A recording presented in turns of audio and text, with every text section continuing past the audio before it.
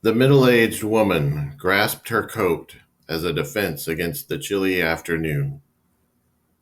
Her plastic shoes crunched the gravel of the parking lot with every casual step.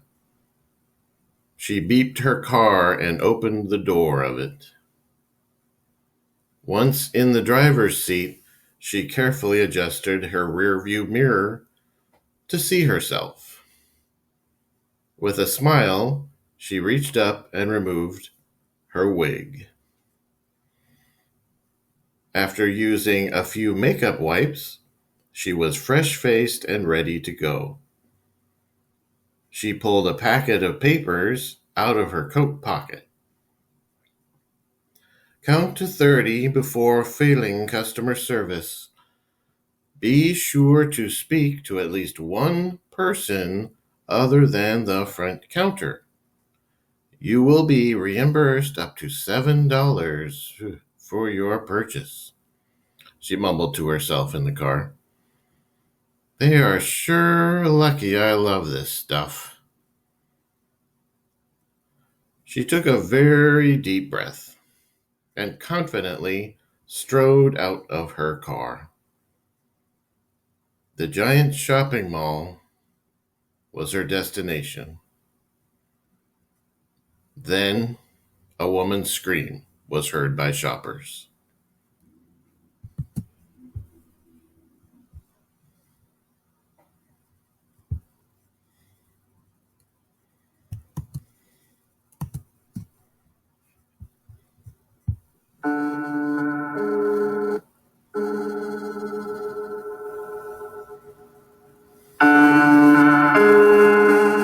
The Dean Red Letter Files of the Drug Force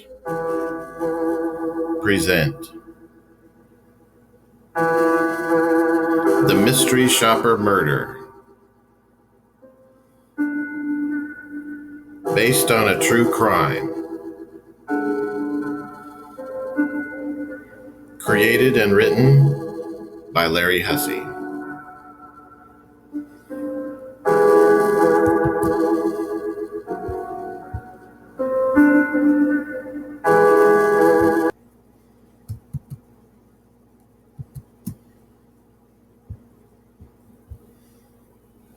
The brim of Dean Redletter's private eye hat protected him quite well from the afternoon sun.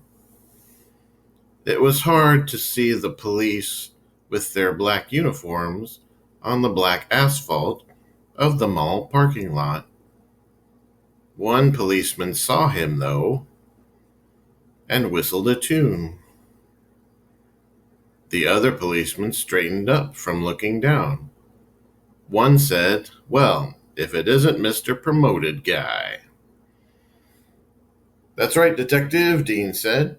"I was promoted from private investigator to military intelligence officer. I assume your congratulations card was lost in the mail." "Yes, it was. That is the only thing that could have happened to it." "Seriously, though, I'm investigating Innocenti's Pizza." "That's not in this mall. Are you taking a shortcut?" "No, I wanted to rule out this death from being involved in the case." "We don't know if it's a murder or natural causes." "Okay, so the body did not collapse as if it was a heart attack." "No, just a bruise on the head. She was a mystery shopper between gigs here in the mall." "Well, mystery shoppers do unintentionally make enemies sometimes." "Was her home ever burglarized?" "Yes, 4 months ago."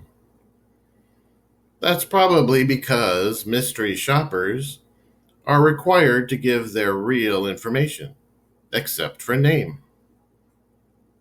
Then, if someone does not like their report, they happen to know everything about the mystery shopper." Dean walked away.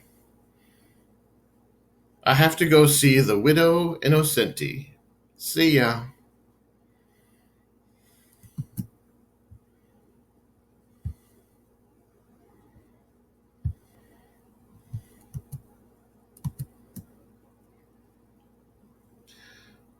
Dean's Segway 9 bot purred up the driveway toward the Innocenti mansion.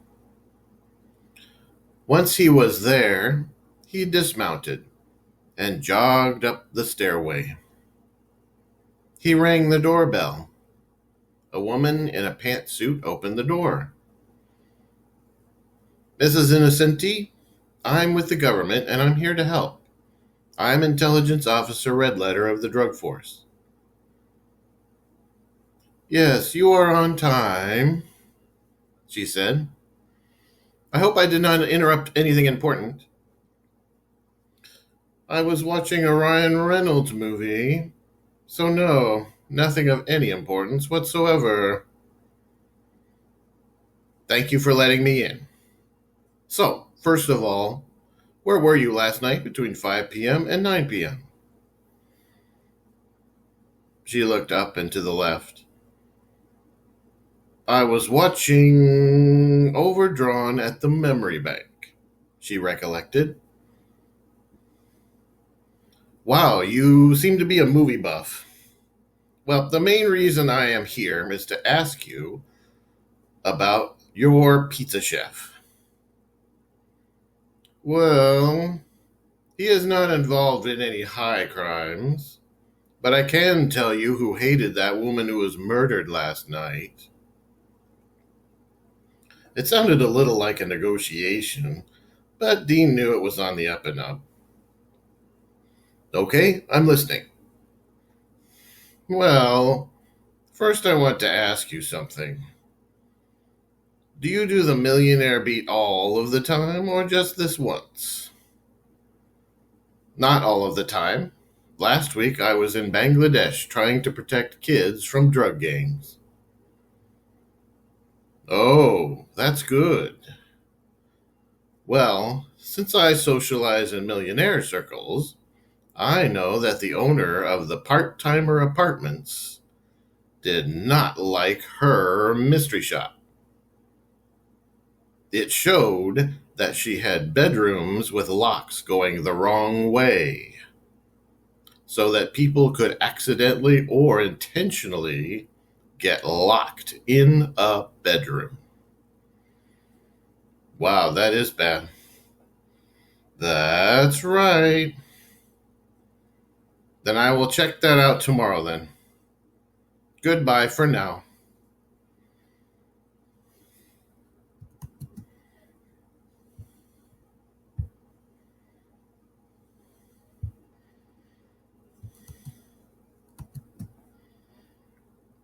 The Part-Timer Apartments was a kawaii-themed hotel conversion in Japan Community. The apartment manager waited outside the front door for Dean to arrive. She wore a pink dress with a white hat. Konnichiwa, Dean Redletter, she said. How do you do, ma'am? Dean replied. Oh, I am fine, Domo. What is the reason for your visit? I would like to know if you have ever heard of the owner of this building having a vendetta against a mystery shopper. You mean revenge? Yes, payback, you might call it. For a bad review? No, that thing with the bad locks was no big deal. We have had good reports since then. Okay, let's say that's true. Do you know anyone else who wanted her dead or hurt? Certainly. A Korean restaurant in K Community had her sentenced to death by torture from the Korean government. Dean was taken aback. You mean the Korean government sentenced her to death? Yes, it's very sad. If the Korean feudalist castle does it, There is no trial. Thank you for the info. I will be on my way now. Domo. But I can see myself marrying you and having a child, possibly. Dean's eyes widened for a second time. That is a generous proposal, so I will let you know if I am interested.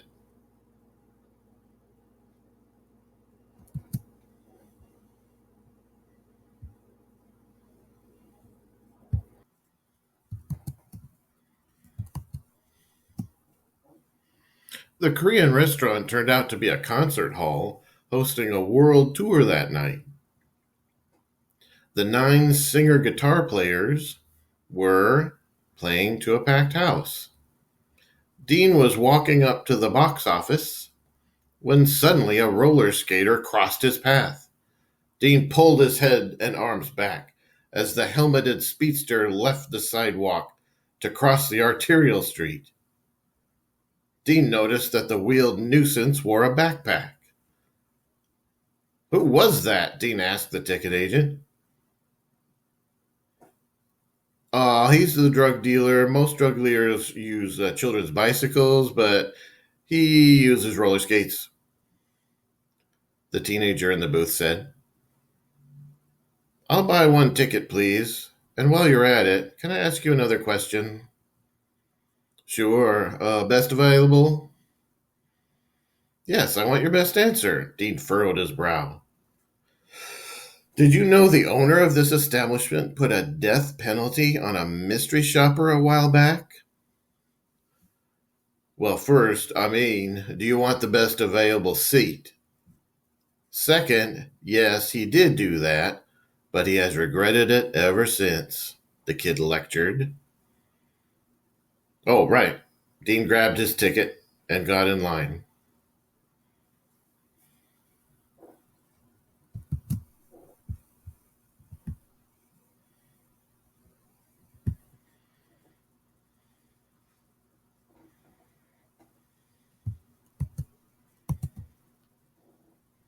While in the K-pop World Tour concert, Dean was able to think about the case. Well, the fans in the front row did the chants and chair dances they had rehearsed for each song.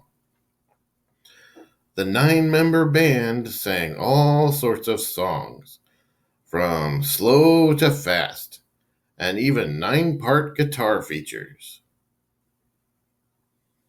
Do you want to know about me, sir? A low voice said behind Dean. Dean swiveled his neck and said, You are the owner, I presume? Yes, I am. And if I could have that death sentence repealed, I would. But that is not Korean feudalism. Okay, sir, no offense. I can see your sincerity.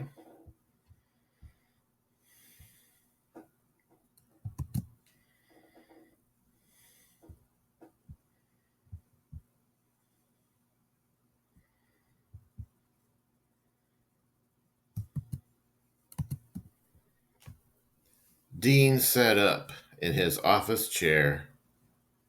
He pressed his conference call phone buttons. The police detective answered. I'm busy, Red Letter. This better be important. It is. I have done some checking for both of us, and I think I have solved the murder. But I need one more piece of evidence. What would that be? The police detective refrained from the sarcasm because he genuinely wanted to know. Were there any skid marks beside the body of the mystery shopper? Nothing big enough to be a car or truck. Maybe a skateboard, but that's normal. It's not normal this time. Have you heard of the roller skating drug dealer in K community? Of course I have. If you confiscate all his skates, I'm sure you'll find some wheels to match the marks on the parking lot. He pushed her down and didn't care if she was dead or not. What would his motive be? Drug dealers don't like mystery shoppers. The end.